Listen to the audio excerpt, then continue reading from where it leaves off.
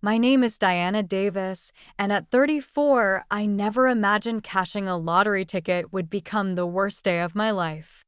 Standing outside my mother's diner that night, with the oversized check still folded in my purse, should have felt like victory.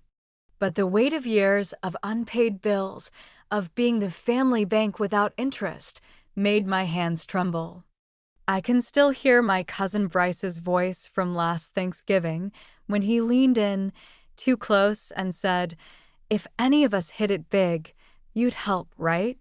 We'd help each other." The memory of the night I said no and found funeral flowers on my porch still sits like frost on my spine.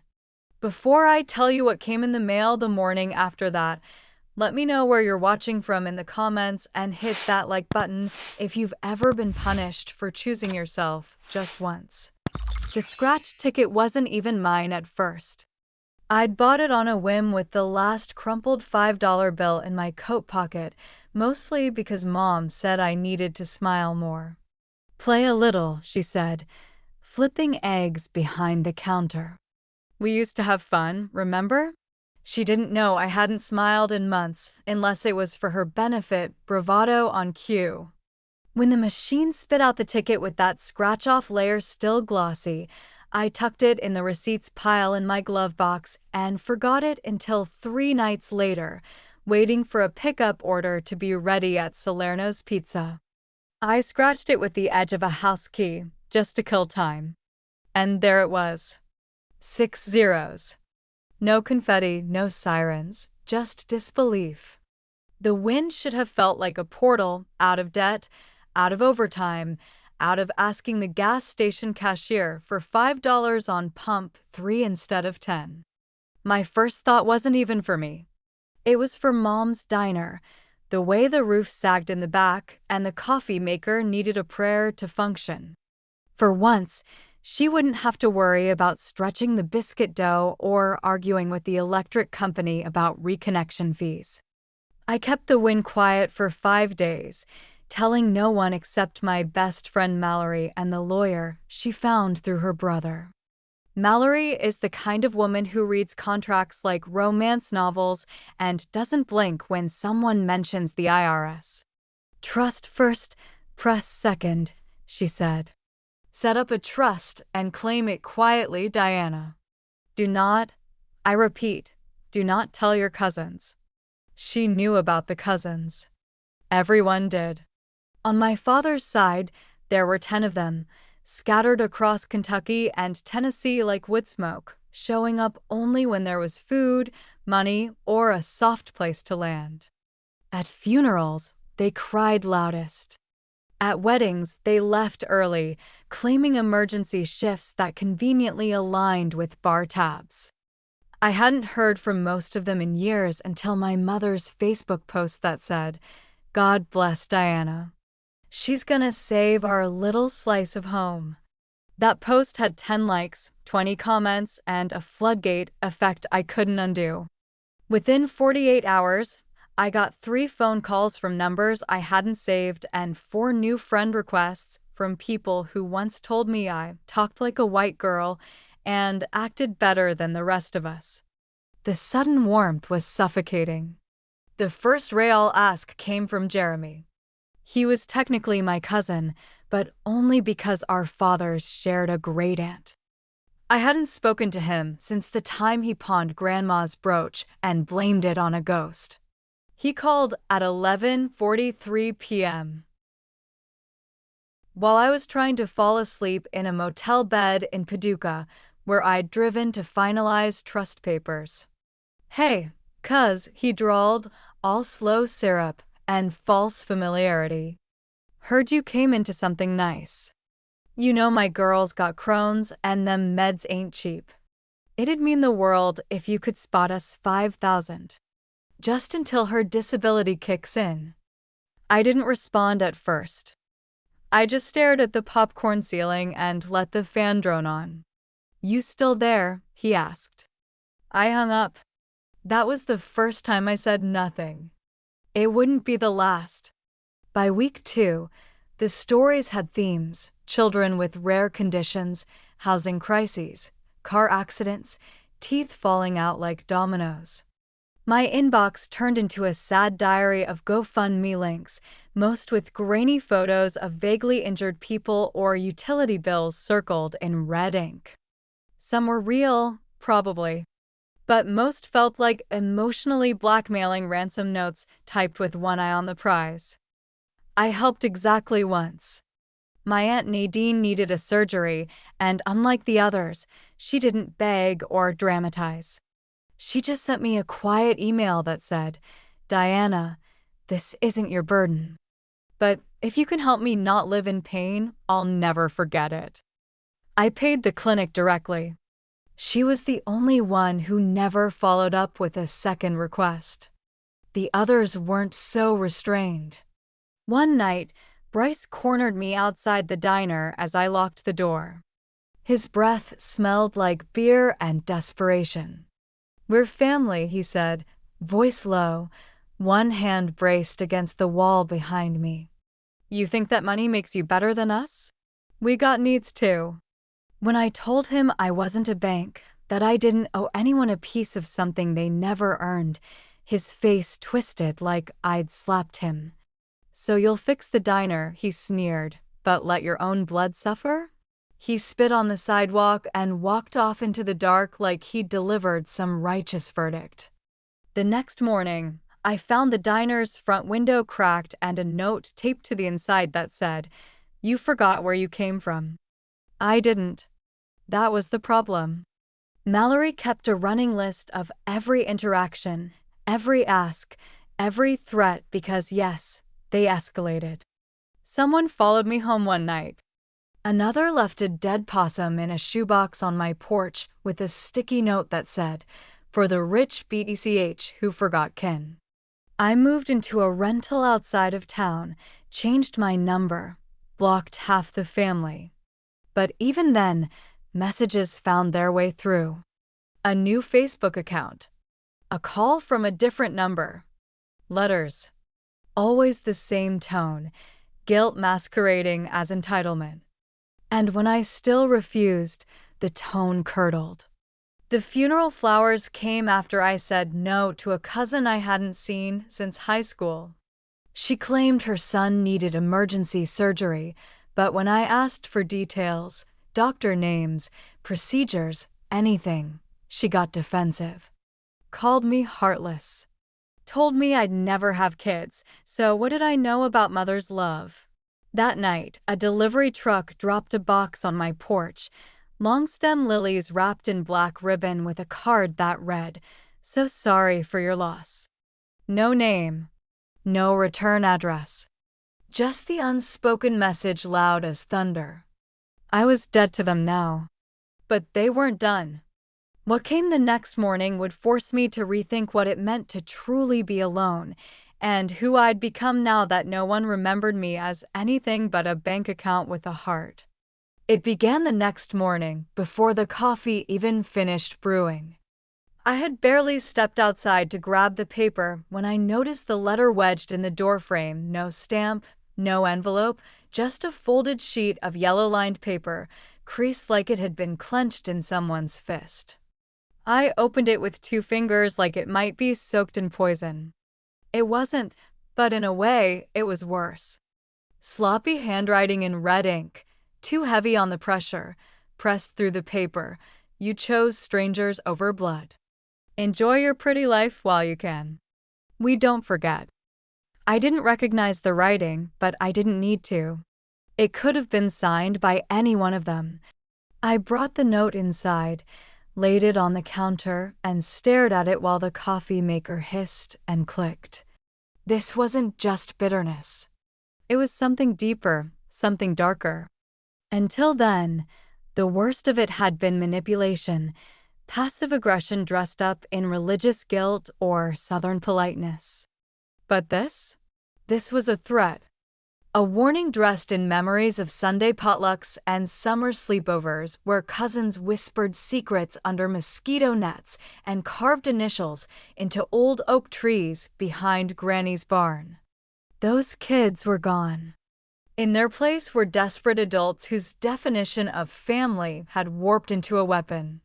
I took a photo of the note, sent it to Mallory, and burned the original in the kitchen sink. I didn't want Mom to see it. Not yet. The first confrontation came later that afternoon. I had driven to the diner to fix a leak in the storage room, a small task, something normal to anchor the day, and was crouched under the sink with a wrench when I heard the chime above the front door. I thought it was a customer, even though the diner had been closed for the day. But the voice that followed was not a stranger's. It was Bryce. "You think you're smart," he said, loud enough to cut through the walls.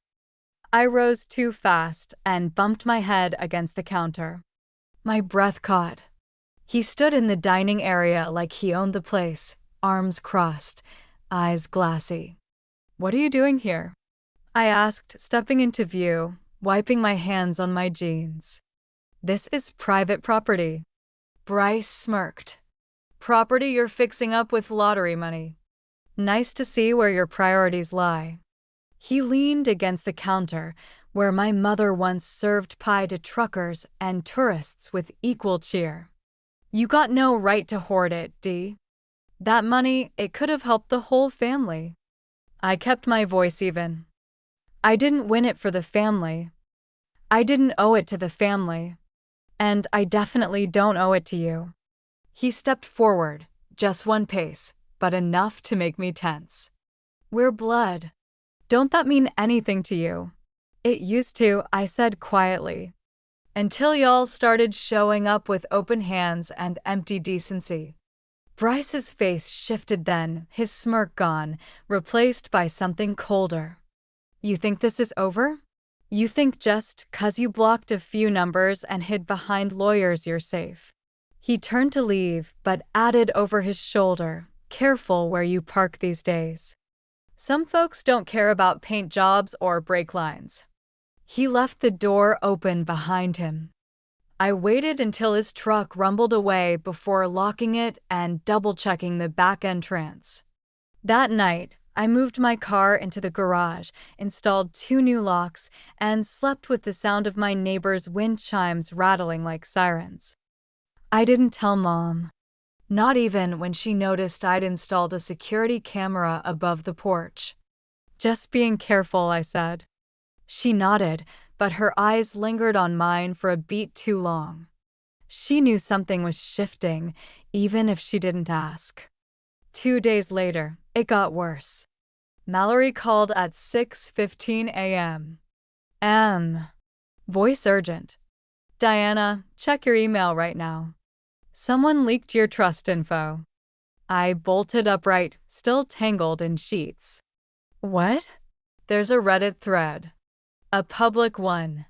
And somehow they got hold of the name of the trust account, the LLC tied to your lawyer. It's not your name, but it's traceable. They know you've got more than the average jackpot winner. Some jackass even posted a pie chart speculating on how much you've selfishly spent already." I scrambled for my laptop, fingers shaking as I logged in. Sure enough, there it was, a full thread titled "The Greediest Lottery Winner in Kentucky," followed by comments, screenshots, and speculative spreadsheets. It included screenshots of local real estate records, blurry photos of me walking into the bank, and even one of me leaving the mechanic with a bag of groceries in hand. They'd turned my life into a surveillance project. The final comment was the one that made my throat go dry. "She's forgettin' where she came from." Maybe someone ought to remind her loudly. Mallory filed a digital harassment report, but we both knew it wouldn't matter. Once a story like that hits the bloodstream, it mutates. I deactivated my social accounts, called the lawyer, and considered moving again. But that night, Mom called me into the living room and held up her phone. "Why did Bryce post your baby pictures online with a caption that says, 'Look what greed does to sweet girls'?" I sat down slowly. "Because he wants people to feel sorry for him.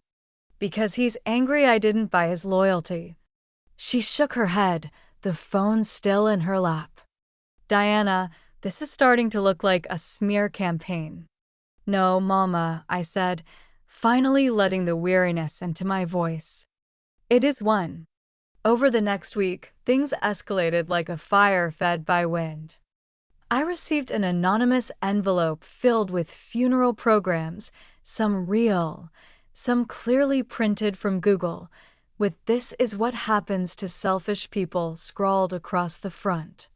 Mallory intercepted a suspicious voicemail left at her office by someone pretending to be with the State Tax Bureau, asking about the charity status of my trust.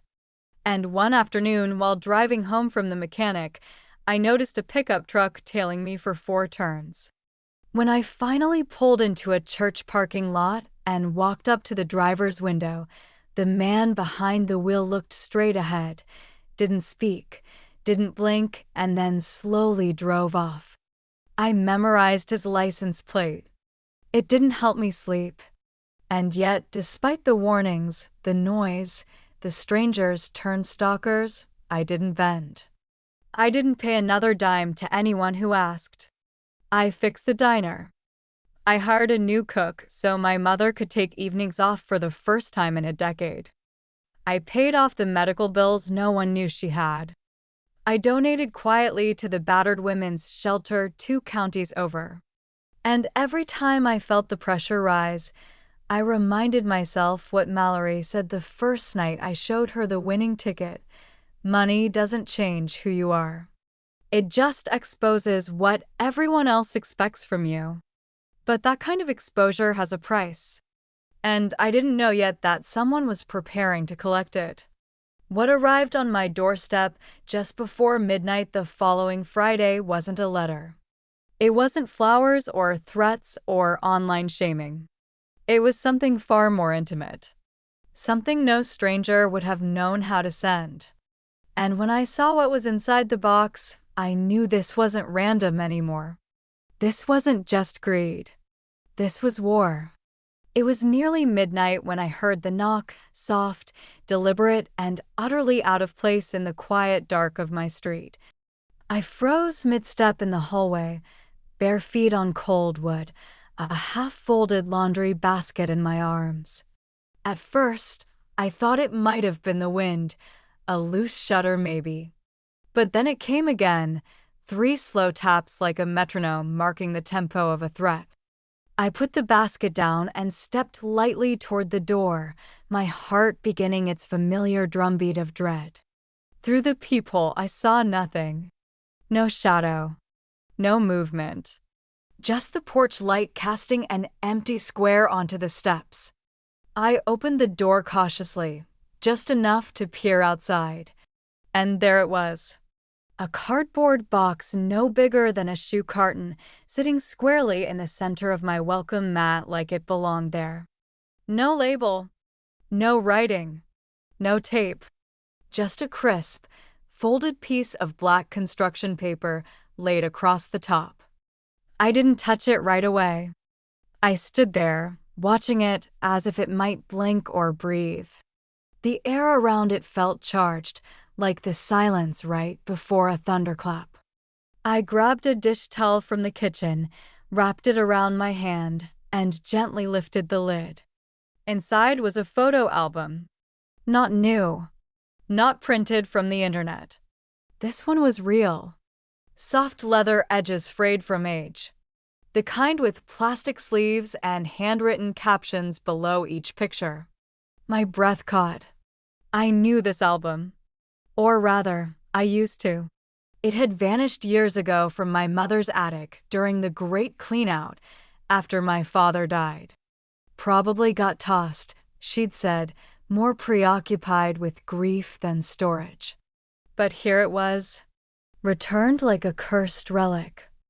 I flipped it open slowly. Each photo was intact, familiar, and now vandalized. Red ink slashed through every face but mine. In some, it looked like blood, thick and smeared across the faces of aunts, cousins, even my father. Under one photo of a family reunion, someone had written, "Traitors get erased." Another read, "You think you're the only one who matters now."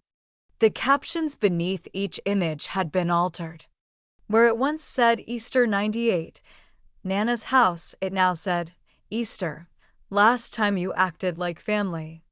Another said, she smiled back then. Now she just counts bills. At the back of the album was a torn piece of notebook paper. In the same angry handwriting I'd seen on the last note, we remember everything. We don't forgive sellouts. I don't know how long I stood there, album in my lap, porch door wide open, the soft hum of crickets folding around me like a blanket I hadn't asked for. It wasn't until I heard a neighbor's door creak that I snapped back and carried the box inside, locking the door with a shaking hand. I placed the album on the kitchen counter and called Mallory. She answered on the second ring.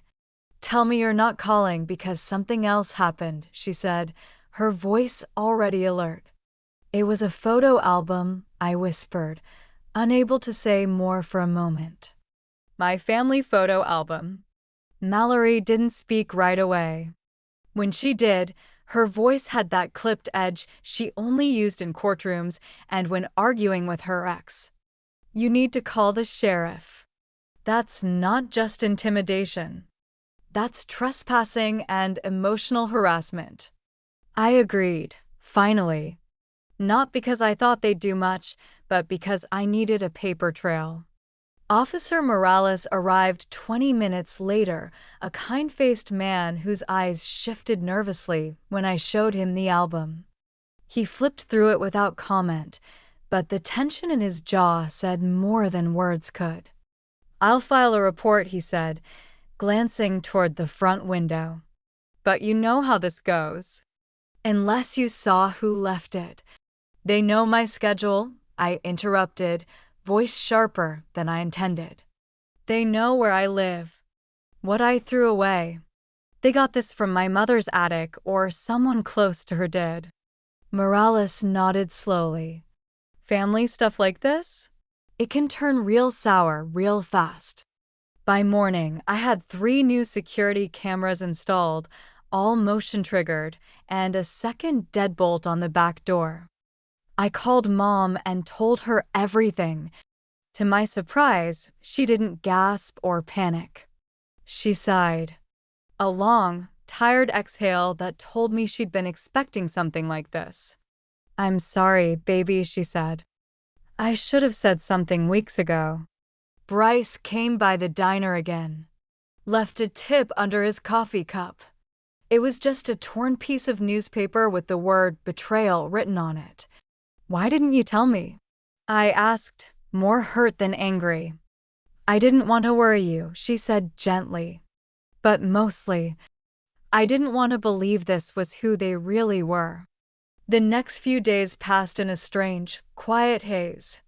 My phone went silent. No new threats, no new packages. But the quiet felt like waiting for the other shoe to drop. Every noise outside made my spine go rigid. Every unfamiliar car on the street looked like a trap. I barely slept. Mallory started checking in twice a day, and I started sleeping with the album beside my bed, like proof that I wasn't imagining any of it. Then, just as I began to breathe again, the fire started. It happened the following Thursday, around 2 a.m. The diner. Someone had tossed a Molotov through the back window. A neighbor across the alley saw the smoke and called it in. The fire department managed to contain it before it spread too far, but the back kitchen was destroyed. Grease, wiring, soot, everything gone. I stood behind the yellow tape in my pajamas, heart pounding as I stared at the smoke-streaked walls that had once housed decades of recipes and memories. Chief Yates pulled me aside after they doused the last flames. "We're calling it suspicious," he said quietly. "No cameras back there, but the glass was smashed in with something heavy." "You didn't see or hear anything?" "No," I murmured. "But I know who did this." "I didn't say names." "Not yet. But in my gut, I knew this wasn't a robbery. This wasn't random. This was a message. We can touch what you love, even if we can't touch you. Later that morning, I found another note. This time it was taped to the outer wall of the diner, near the side entrance. It was a single sentence written in block letters. How many more wake-up calls do you need? I didn't cry. Not then. Not when the insurance adjuster arrived.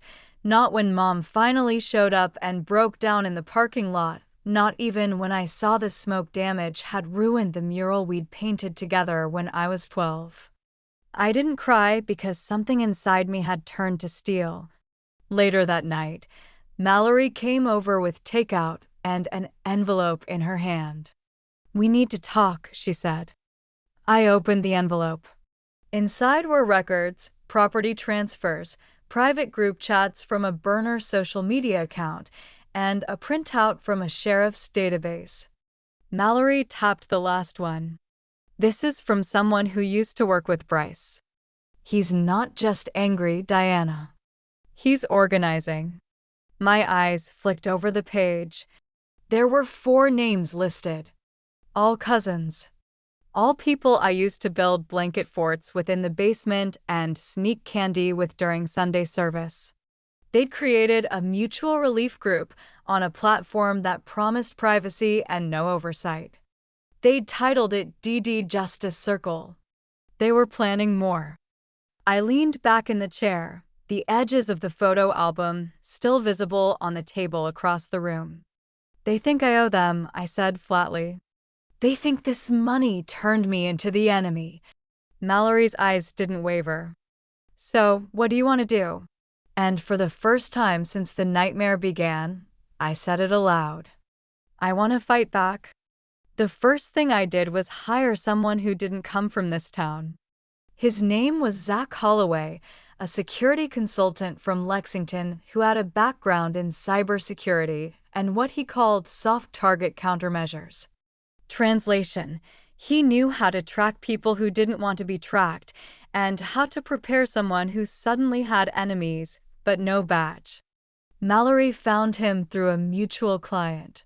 When he walked into my living room that first afternoon, 6'3", gray at the temples, and a voice like a shovel hitting gravel, I didn't expect to feel safe. But I did. Not because he smiled or promised miracles. Because he listened. He took notes. And then he told me the truth. "They're escalating," Zach said plainly. "The fire? That wasn't meant to destroy. It was meant to warn. You've got about 1 more incident before they stop warning." He laid out a plan. Personal surveillance. Defensive landscaping. Rerouting mail through an anonymous P.O. box. And the part that made me flinch, a full background trace on every member of the DD Justice Circle and their associates. "You need leverage," he explained. "They're playing dirty because they think you won't. They don't believe you're willing to expose them." I didn't like it. It made my stomach twist. But I nodded, because he was right. The next week was quiet, too quiet. Zach moved into a short-term rental 2 streets over. Mallory drafted cease and desist letters for everyone tied to the leaked trust information. We filed a formal complaint with the sheriff's department, this time with more than anecdotal evidence, IP traces, timestamps, screenshots. But still, I felt the heat rising beneath the stillness, like water just before it boils. Then came the day I returned home and found my mother's cat, her old, half-blind Calico, curled up in my laundry basket. The only problem was I hadn't brought the cat to my house. I called Mom. "Did you drop off Marmalade?" There was silence on the line. "No," she said slowly. "She was here this morning." My blood ran cold. Whoever brought her had a key. I changed every lock. Zach installed an alarm system that made the place look like Fort Knox. Motion sensors. timed lights, a new doorbell camera with two-way audio. We both knew it wouldn't keep them away forever, but it raised the stakes. If they came again, it wouldn't be in the dark. We'd see their faces. And then came the moment it shifted for them. Zach handed me a folder 3 days later with 2 names circled. One was Bryce. The other was my cousin Kendra, the one who'd sent that long-winded text 2 months ago about her husband's dialysis and how she knew I'd do the right thing because blood meant bond. Turns out, Kendra's husband didn't have kidney problems. He was playing in a church softball league in a town an hour over. There were photos. Time-stamped. Clear as day. Even worse, Bryce had used his construction job to siphon cash from a local charity project. Zach had the invoices, the fake materials list, the falsified delivery logs. It wasn't just scummy. It was illegal. Mallory didn't say anything when she saw the files. She just walked into her home office, printed 4 sets, and put them in envelopes. "You're not going to send these," I said. "Right?" She paused. "No. You are." It felt wrong.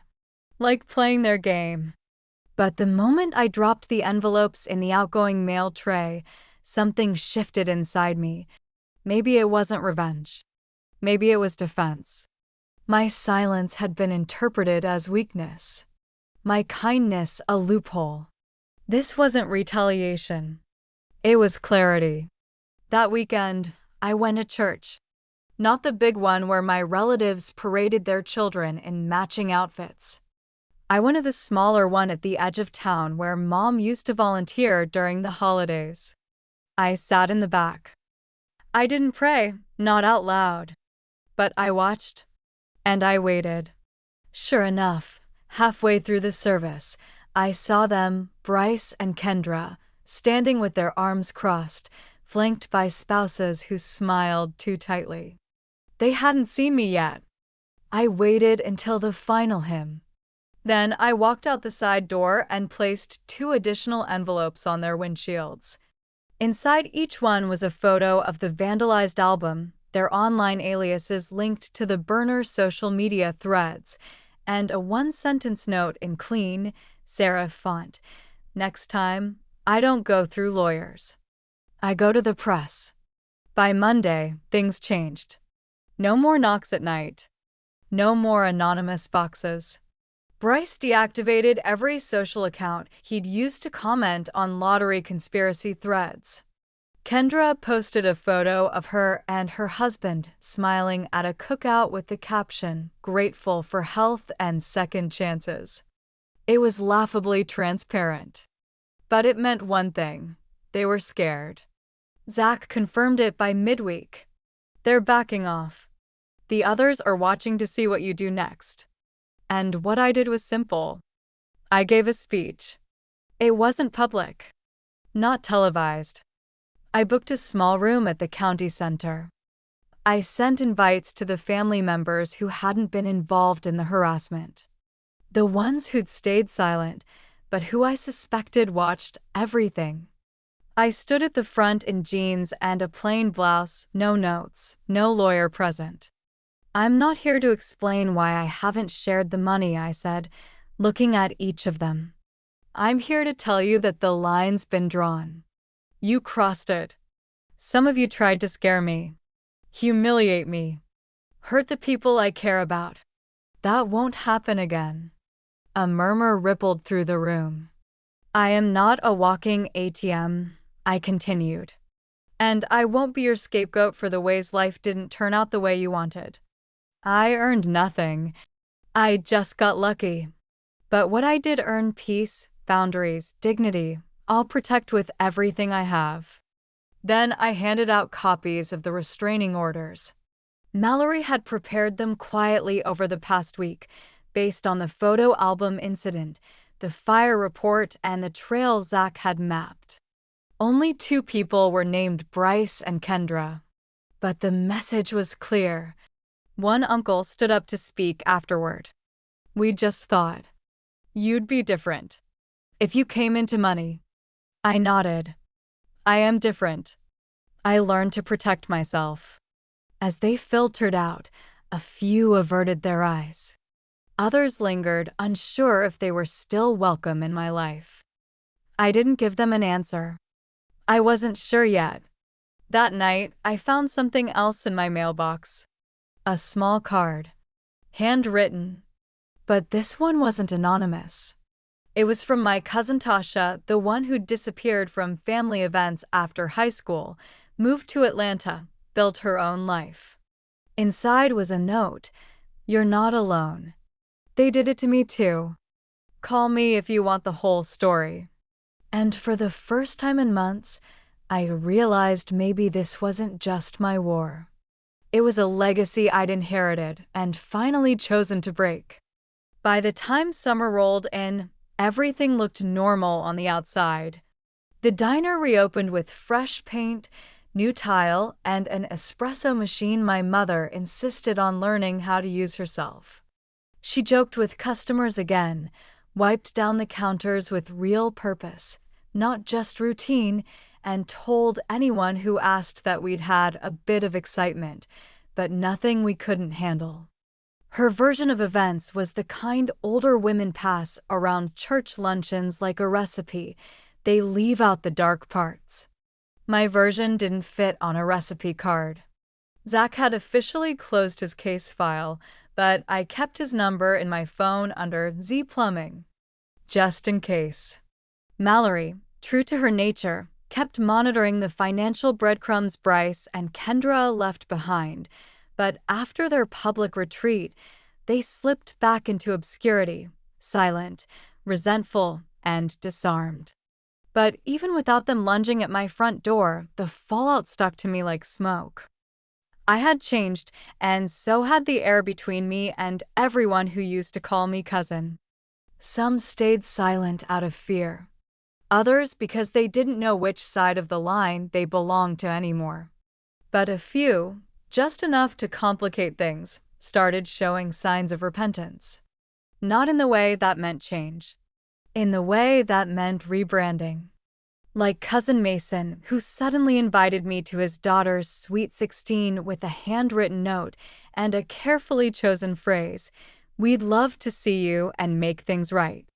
No hard feelings." As if the vandalism, the surveillance, the attempted arson were just feelings. Bad weather we'd all endured. I didn't go to the party. I sent a check directly to the venue to cover the cake with no return address. It wasn't forgiveness. It was exit strategy. A paid toll at the border of my former life. Then came Tasha. Her message stayed in my drawer for weeks. I wasn't ready. Not for more stories. Not for another version of me from a different mouth. But curiosity has a rhythm, and mine started humming late one night when I couldn't sleep. I called her number around 1:30 a.m.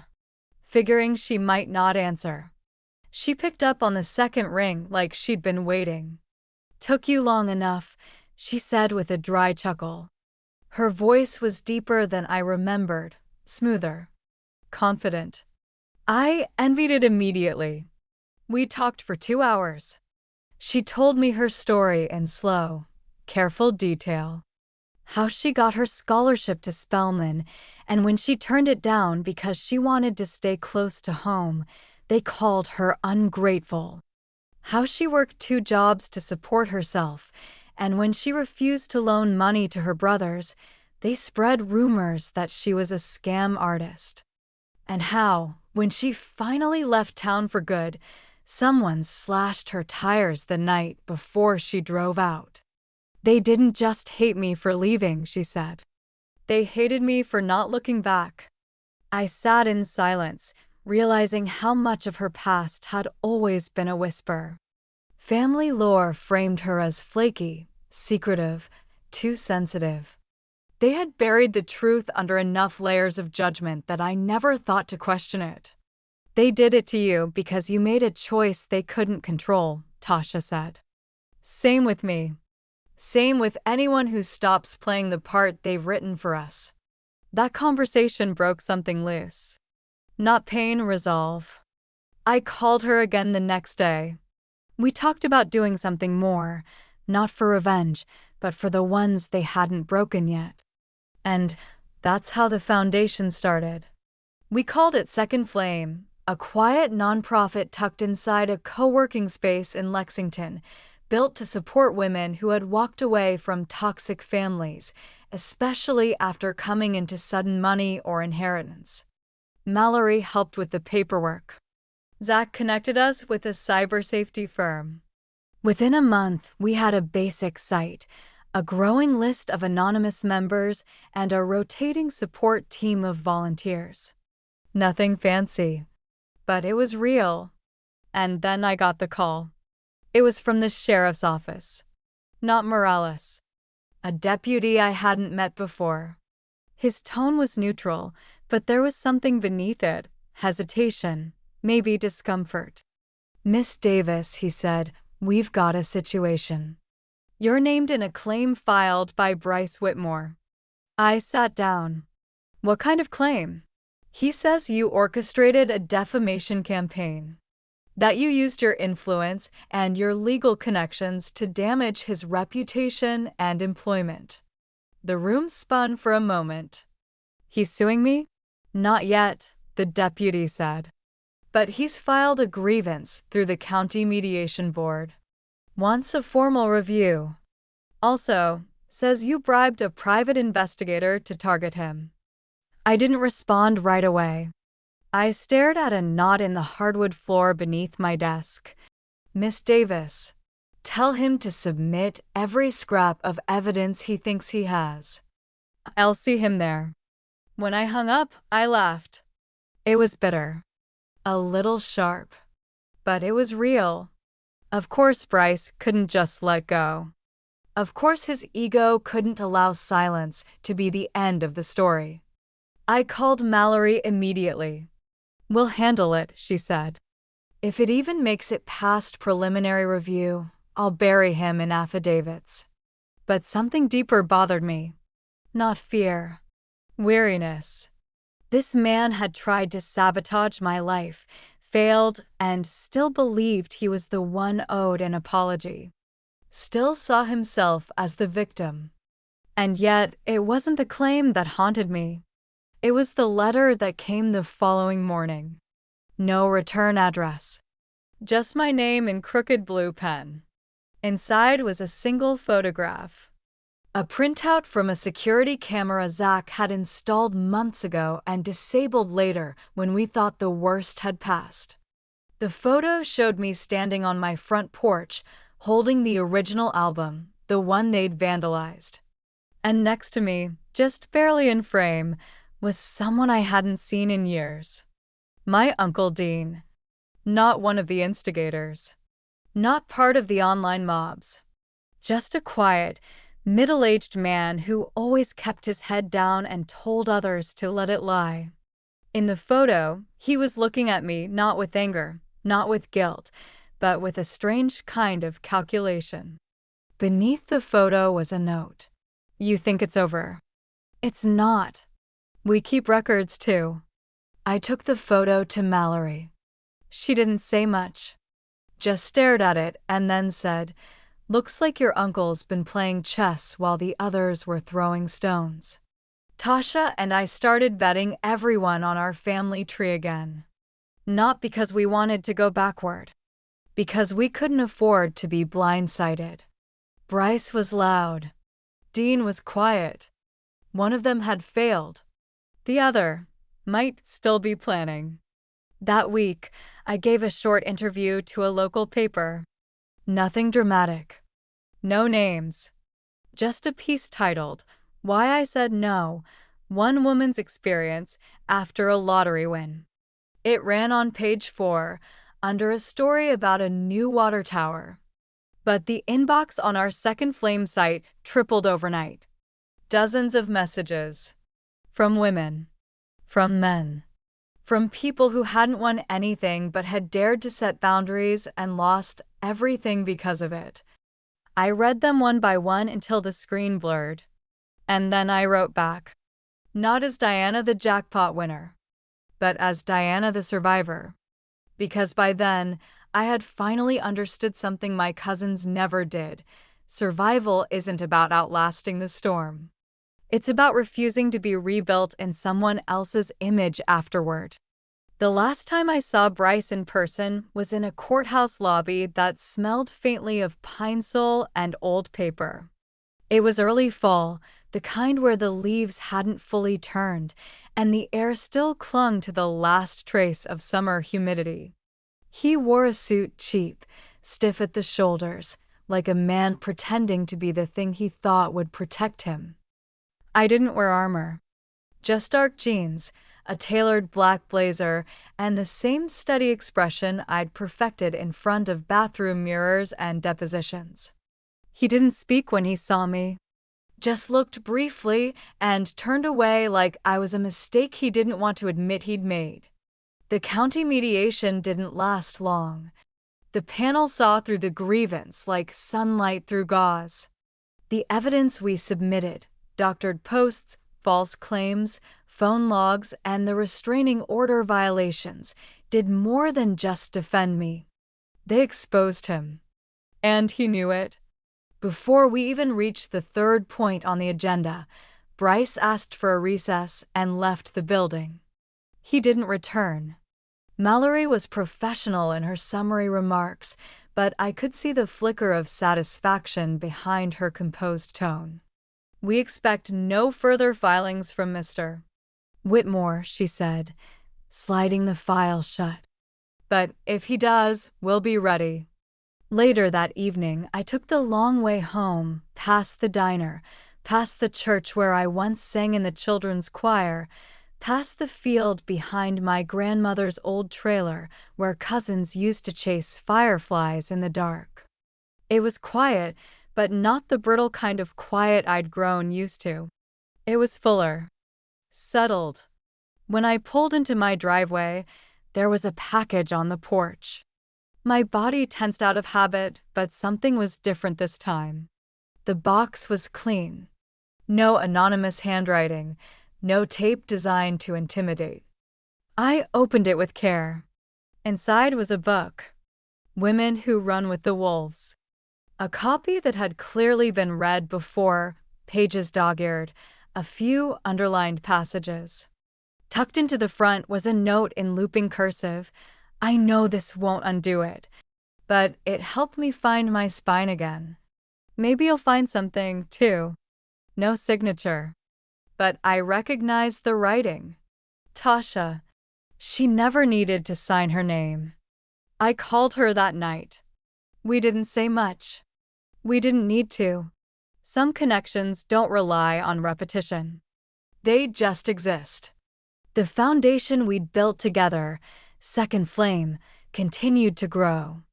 We got our first grant that winter, a modest amount, but enough to fund temporary housing stipends for women leaving high-control family environments. We launched a private forum, hosted an in-person retreat. At the first session, a woman with graying hair and a tired but defiant voice told the group, I didn't even know I could say no. Not until I watched someone else do it first.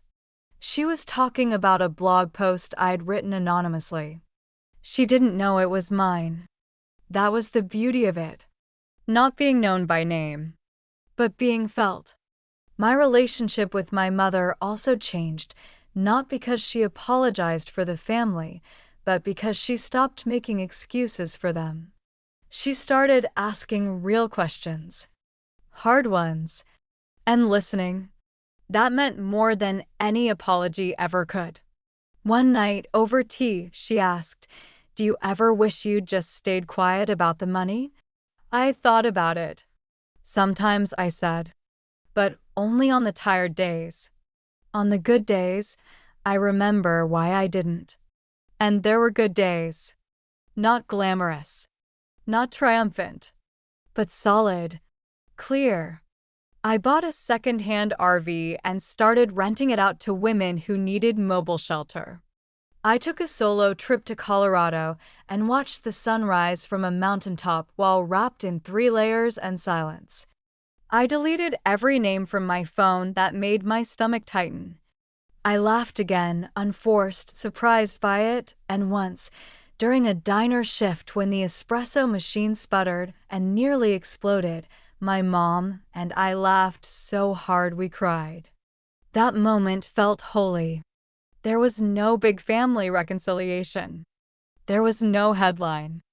No televised apology or perfect ending. Just small things, the absence of threats. The quiet hum of boundaries holding.